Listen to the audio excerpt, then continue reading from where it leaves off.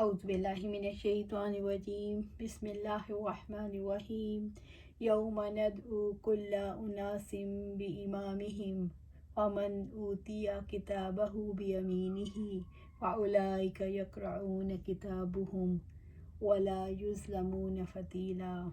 جس دن ہم سب لوگوں کو ان کے امام کے ساتھ بلائیں گے، پھر جس کو اس کی کتاب اس کے دائیں ہاتھ میں دی گئی تو یہ لوگ اپنی کتاب پڑھیں گے اور ان پر کھجور کی گٹھلی کے دھاگے برابر ظلم نہیں کیا جائے گا۔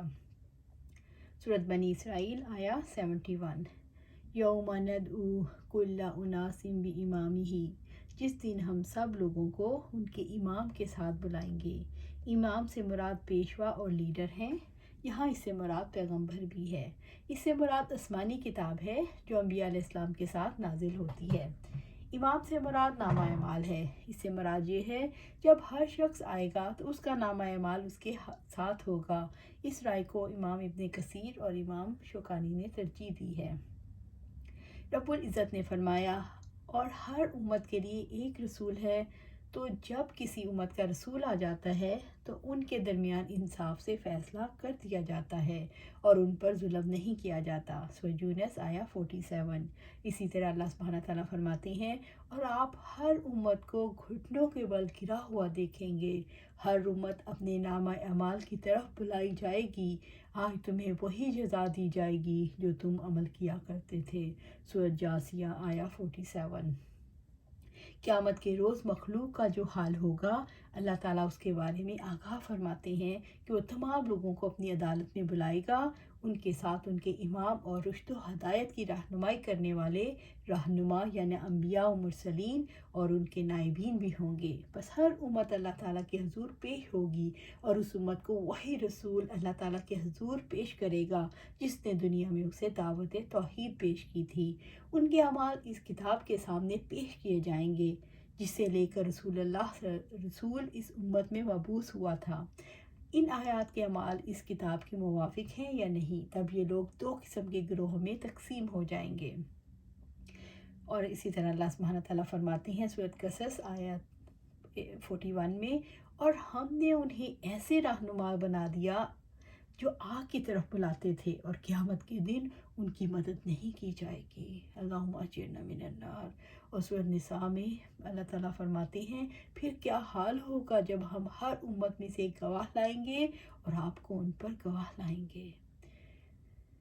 استغفر اللہ۔ اللہ سبحانہ تعالیٰ ہمیں ہمارے دائیں ہاتھ میں ہمارا یہ کتاب پکڑائے۔ فَمَنْ أُوتِیَ کِتَابَهُ بِیَمِینِهِ، پھر جس کو اس کی کتاب اس کے دائیں ہاتھ میں دی گئی۔ کتاب سے مراد وہ کتاب ہے جس میں ان کے اعمال ہیں۔ اللہ سبحانہ تعالیٰ ہمیں ان میں شامل فرما۔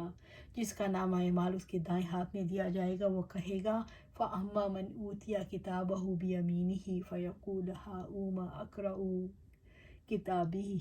کتابیہ انی ظننت انی ملاق حسابیہ فہو فی عیشۃ راضیہ فی جنۃ عالیہ قطوفہا دانیہ کلوا واشربوا ہنیئا بما اسلفتم فی الایام الخالیہ۔ سو جس کو اس کا نامہ اعمال اس کے دائیں ہاتھ میں دیا گیا وہ کہے گا، لو میرا نامہ اعمال پڑھو۔ اللہ سبحانہ تعالیٰ ہمیں ان میں شامل فرمائے۔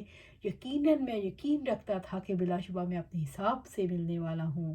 پھر وہ پسندیدہ زندگی میں ہوگا، اعلیٰ مقام جنت میں جس کے پھل قریب ہوں گے، مزے سے کھاؤ پیو ان اعمال کے بدلے میں جو تم نے گزرے دنوں میں آگے بھیجے۔ سورۃ الحاقہ آیا 19 سے 24 تک۔ اللہ سبحانہ تعالیٰ ہمیں ان میں شامل فرمائے۔ اللہ تعالیٰ ہمیں ان میں شامل فرمائے۔ اس شخص کا نامہ اعمال دائیں ہاتھ میں دیا جائے گا جس نے اللہ تعالیٰ کی کتاب کو اپنا ہادی اور رہنما بنایا، کیونکہ اس قرآن پر عمل کرنے والوں کی نیکیاں بڑھتی ہیں۔ فَأُولَئِکَ یَقْرَؤُونَ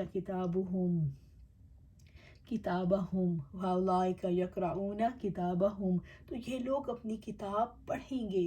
جس کے دائیں ہاتھ میں اس کا نامہ اعمال دیا جائے گا وہ خوشی اور شوق سے اپنی نیکیوں کو پڑھے گا۔ وَلَا يُظْلَمُونَ فَتِیلًا، اور ان پر کھجور کی گٹھلی کے داغے برابر ظلم نہیں کیا جائے گا۔ اللہ تعالیٰ کسی پر ذرہ برابر بھی ظلم نہیں کریں گے۔ جو لوگ نیک اعمال کریں گے ان کے اعمال 10 گنا بڑھا دیے جائیں گے، کیونکہ ایک نیکی کا 10 گنا اجر ملنے والا ہے، الحمدللہ، اور ایک برائی کا بدلہ 1 گناہ ہی ہے۔ فتیل اس جھلی کو کہتے ہیں جو کھجور کی گٹھلی میں ہوتی ہے۔ اللہ تعالیٰ نے کھجور کی گٹھلی کے اندر تک انسان کے ذہن کو پہنچایا، پھر اس کے دھاگے کی طرف خود توجہ دلا کر کہا دیکھو اس کی وجہ سے کسی کا نقصان ہونے والا نہیں، لیکن اتنا بھی کسی پر ظلم نہیں کیا جائے گا۔ وَمَنْ كَانَ فِي هَٰذِهِ أَعْمَىٰ فَهُوَ فِي الْآخِرَةِ أَعْمَىٰ وَأَضَلُّ سَبِيلًا، اور جو اس دنیا میں اندھا ہے وہی آخرت میں بھی اندھا ہوگا اور وہ راستے سے بہت زیادہ بھٹکا ہوا ہوگا۔ سورۃ بنی اسرائیل آیت 72۔ وَمَنْ كَانَ فِي هَٰذِهِ، اور جو اس دنیا میں ہے، جو اس دنیا میں اندھا رہا، عامہ اندھا، یہاں اندھے سے مراد ایسا شخص ہے جو دنیا میں حق دیکھنے اور قبول کرنے سے محروم رہے۔ جو لوگ اللہ تعالیٰ کے کلام سے اور کائنات کی نشانیوں سے اللہ تعالیٰ کو نہ پہچانے وہ اندھے ہیں، فَهُوَ فِي الْآخِرَةِ، وہی آخرت میں بھی اندھا ہوگا۔ آخرت میں اندھا ہونے سے مراد اللہ تعالیٰ کے خصوصی فضل و کرم سے محرومی ہے، یعنی اسے جنت کا راستہ نظر ہی نہیں آئے گا۔ دنیا میں اندھے پن کا علاج ممکن تھا کیونکہ اختیاری تھا، لیکن آخرت میں اضطراری ہوگا، وہ دنیا کے اندھے پن کے نتیجے میں ہوگا۔ ایسا شخص جنت سے دور ہی کہیں بھٹکتا پھرے گا، اسے صرف دوزخ کے عذاب نظر آئیں گے۔ اللہم اجرنا من النار، اللہم اجرنا من النار، اللہم اجرنا من النار۔ اللہ سبحانہ تعالیٰ فرماتے ہیں اور جو میرے ذکر سے منہ موڑے گا تو اس کے لیے یقیناً زندگی تنگ ہوگی اور ہم اسے قیامت کے دن اندھا اٹھائیں گے۔ وہ کہے گا اے میرے رب تو نے مجھے اندھا کیوں اٹھایا حالانکہ میں دیکھنے یا یقیناً دیکھنے والا تھا۔ سورۃ طٰہٰ آیت 124 اور 125۔ وَأَضَلُّ سَبِيلًا، اور وہ راستے سے بہت زیادہ بھٹکا ہوا ہوگا، کیونکہ عمل کی جزا بھی اس کی جنس سے ہوتی ہے، یعنی جیسا کرو گے ویسا بھرو گے۔ اس آیت کریمہ میں اس بات کی دلیل ہے کہ ہر امت کو اس کے دین اور کتاب کی طرف بلایا جائے گا۔ آیا اس نے اس کتاب کے مطابق عمل کیا یا نہیں؟ ان کا کسی ایسے نبی کی شریعت کے مطابق مواخذہ نہیں کیا جائے گا جس کی اتباع کا انہیں حکم نہیں دیا گیا تھا۔ اللہ تعالیٰ کسی شخص کو صرف اسی وقت عذاب دیتا ہے جب اس پر حجت قائم کر دی گئی ہو، اس نے اس کی مخالفت کی ہو، اور نیک لوگوں کو ان کے اعمال نامے ان کے دائیں ہاتھ میں پکڑائے جائیں گے، انہیں بہت زیادہ فرحت اور سرور حاصل ہوگا، اور اس کے برعکس برے لوگوں کو ان کے نامہ اعمال بائیں ہاتھ میں دیے جائیں گے اور وہ غمزدہ ہوں گے، اور وہ شدت حزن و غم اور ہلاکت کی وجہ سے اپنے نامہ اعمال کو پڑھنے پر قادر نہ ہوں گے۔ اللہ تعالیٰ نے اندھے کی مثال دے کر سمجھایا ہے کہ جس شخص کو نظر نہ آئے وہ ادھر ادھر ٹامک ٹوئیاں مارتا ہے، کوئی ہاتھ پکڑ کر چلا دے تو چل پڑتا ہے، ورنہ ادھر ادھر ٹھوکریں کھانے کے لیے رہ جاتا ہے۔ یہی حال اس شخص کا ہے جس کے پاس اللہ تعالیٰ کی کتاب کا علم نہیں، وہ اپنی زندگی کے طریقوں کے بارے میں لا علم ہے، کوئی جیسے چلا دے چل پڑتا ہے، ورنہ زندگی میں ٹھوکریں کھاتا کھاتا جب رب کے پاس پہنچتا ہے تو وہاں بھی اندھا ہی اٹھایا جاتا ہے۔ تو کیا زندگی اس انجام کے لیے ملی؟ ہمیں ضرور غور و فکر کرنا ہے۔ الحمدللہ۔ وَإِن كَادُوا لِيَفْتِنُونَكَ عَنِ الَّذِي أَوْحَيْنَا إِلَيْكَ لِتَفْتَرِي عَلَيْنَا غَيْرَهُ وَإِذًا لَاتَّخَذُوكَ خَلِيلًا، اور بلا شبہ قریب تھا وہ آپ کو ضرور بہکا دیں اس سے جو ہم نے آپ کی طرف وحی کی ہے، تاکہ آپ ہمارے اوپر اس کے علاوہ کوئی بات گھڑ لائیں، اور تب وہ آپ کو ضرور دلی دوست بنا لیتے۔ سورۃ بنی اسرائیل آیت 73۔ اور بلا شبہ قریب تھا کہ وہ آپ کو ضرور بہکا دیں اس سے جو ہم نے آپ کی طرف وحی کی ہے، تاکہ آپ ہمارے اوپر اس کے علاوہ کوئی بات گھڑ لائیں۔ رب العزت نے محمد صلی اللہ علیہ وآلہ وسلم پر اپنے احسانات کا ذکر فرمایا کہ اللہ تعالیٰ آپ صلی اللہ علیہ وآلہ وسلم کے دشمنوں سے آپ صلی اللہ علیہ وآلہ وسلم کی حفاظت فرماتا ہے، اور وہ آپ صلی اللہ علیہ وسلم کے خلاف سازش کرتے تھے مگر کامیاب نہیں ہو سکے۔ انہوں نے آپ صلی اللہ علیہ وسلم کے خلاف یہ چال چلی تھی کہ آپ صلی اللہ علیہ وسلم قرآن کے علاوہ اللہ تعالیٰ پر کوئی اور بہتان گھڑیں اور قرآن کو چھوڑ دیں۔ مشرکین مکہ کی یہ کوشش تھی کہ رسول اللہ صلی اللہ علیہ وسلم قرآن حکیم کے احکامات میں تبدیلیاں پیدا کریں۔ ان کی یہ کوشش تھی کہ آپ صلی اللہ علیہ وسلم کچھ سخت احکامات کو بدل دیں، مثال کے طور پر ان کے الہوں پر تنقید نہ کریں۔ وہ چاہتے تھے جو کچھ بھی ہمارے باپ دادا کرتے رہے ان کو برا بھلا نہ کہا جائے۔ وہ چاہتے تھے کہ امیر لوگوں کے لیے الگ مجلسیں مقرر کر دیں اور غربا کے لیے الگ۔ وہ چاہتے تھے کہ ان کے علاقے کو بھی اسی طرح حرام قرار دیا جائے جیسے بیت اللہ کو حرام قرار دیا گیا۔ وَإِذَن اور تب یعنی اگر وہ آپ وہ کام کرتے جو مشرک چاہتے ہیں، اتخذوک خلیلا، وہ آپ کو ضرور ولی اور دوست بنا لیں گے، دلی دوست بنا لیتے، یعنی خاص دوست جو ان کو ان کے دوستوں سے زیادہ عزیز ہوتے، کیونکہ اللہ تعالیٰ نے آپ کو مکارم اخلاق اور محاسن اداب سے نوازا جو قریب اور بعید، دوست اور دشمن سب کو پسند ہیں۔ مگر آپ کو معلوم ہونا چاہیے وہ آپ کے ساتھ صرف اس حق کی وجہ سے عداوت رکھتے ہیں جسے آپ لے کر محبوس ہوئے ہیں۔ ان کو آپ صلی اللہ علیہ وسلم کی ذات کے ساتھ کوئی عداوت نہیں، جیسا کہ اللہ تعالیٰ نے فرمایا یقیناً ہم جانتے ہیں کہ بے شک آپ کو یقیناً قبضہ کرتی ہیں جو وہ کہتے ہیں، تو یقیناً وہ آپ کو نہیں جھٹلاتے بلکہ ظالم اللہ تعالیٰ کی آیات ہی کا انکار کرتے ہیں۔ سورۃ الانعام آیات 33۔ مشرکین رسول اللہ صلی اللہ علیہ وسلم کو اپنے موقف سے ہٹا کر انہیں اپنی طرف مائل کرنا چاہتے تھے، انہیں اپنا دوست اور محبوب بنانا چاہتے تھے۔ دعوت کا اصل مقصد حقیقت کا اعلان، حقیقت کا پیغام ہے۔ اگر اس میں کمی کی جائے تو حقیقت چھپ جاتی ہے یا بدل جاتی ہے، اس لیے اس میں رعایت یا کمی کی اجازت نہیں۔ فَلَوْلَا أَن ثَبَّتْنَاكَ لَقَدْ كِدتَّ تَرْكَنُ إِلَيْهِمْ شَيْئًا قَلِيلًا، اور اگر ہم آپ کو ثابت قدم نہ رکھتے تو بلا شبہ یقیناً قریب تھا کہ آپ بھی ان کی جانب تھوڑا سا جھک ہی جاتے۔ سورۃ بنی اسرائیل آیا 74۔ وَلَوْلَا أَن ثَبَّتْنَاكَ، اور اگر ہم آپ کو ثابت قدم نہ رکھتے، یعنی گمراہی کی طرف بلانے والوں کی دعوت رد کروا کر اور حق پر ثابت قدم رکھ کر آپ پر احسان نہ کیا ہوتا۔ رسول اللہ صلی اللہ علیہ وسلم کو اللہ تعالیٰ نے اپنے موقف پر قائم رکھا، اللہ تعالیٰ نے انہیں بچایا، جس کی وجہ سے وہ ذرا سا بھی ان کی طرف نہیں جھکے۔ یہ انبیاء علیہ السلام کا مقام میں عصمت ہے، پیغمبروں کے علاوہ یہ مقام کسی کو حاصل نہیں۔ لَقَدْ كِدتَّ تَرْكَنُ إِلَيْهِمْ شَيْئًا قَلِيلًا، تو بلا شبہ یقیناً قریب تھا کہ آپ بھی ان کی جانب تھوڑا سا جھک ہی جاتے، یعنی آپ صلی اللہ علیہ وآلہ وسلم کافروں کو ہدایت دینے کی حرص رکھتے ہوئے ان کی طرف جھک جاتے۔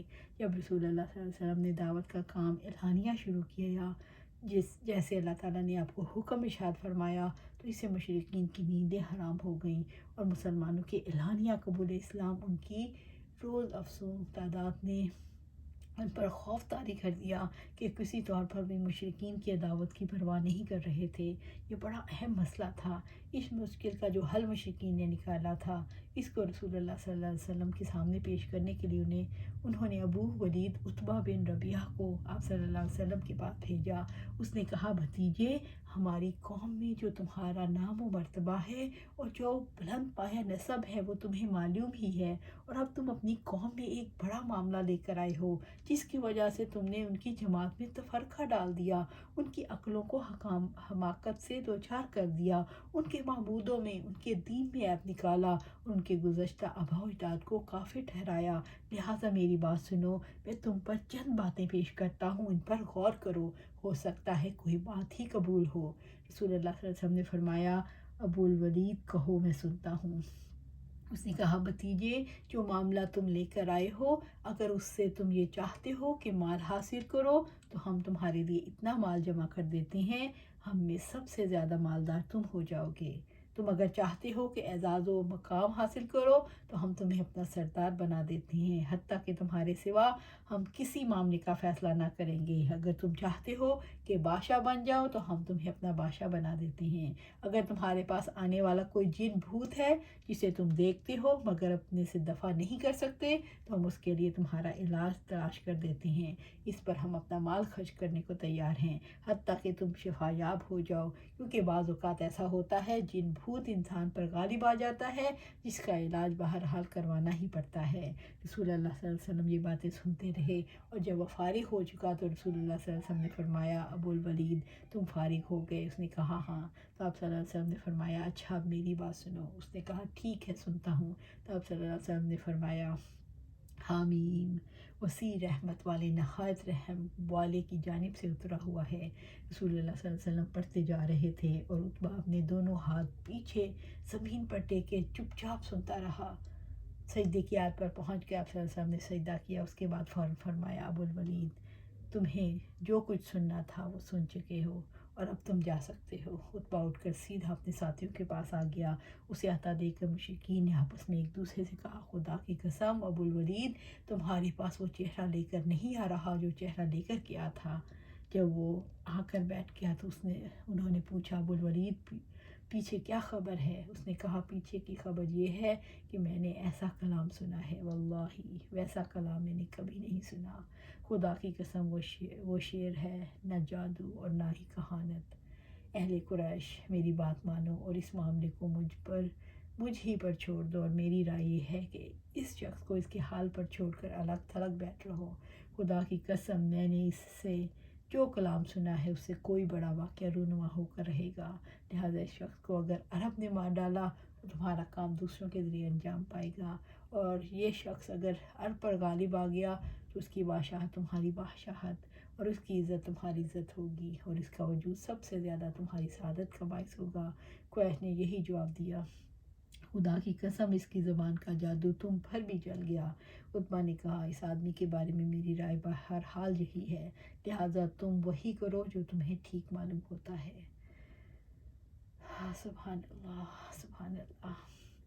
اذا لأذقناک ضیف الحیات وضیف الممات ثم لا تجد لک علینا نصیرا۔ تب ہم آپ کو زندگی اور موت کے دو گنے عذاب کا مزہ چکھاتے، پھر آپ ہمارے خلاف اپنا کوئی مددگار بھی نہ پاتے۔ سورۃ بنی اسرائیل آیہ 75۔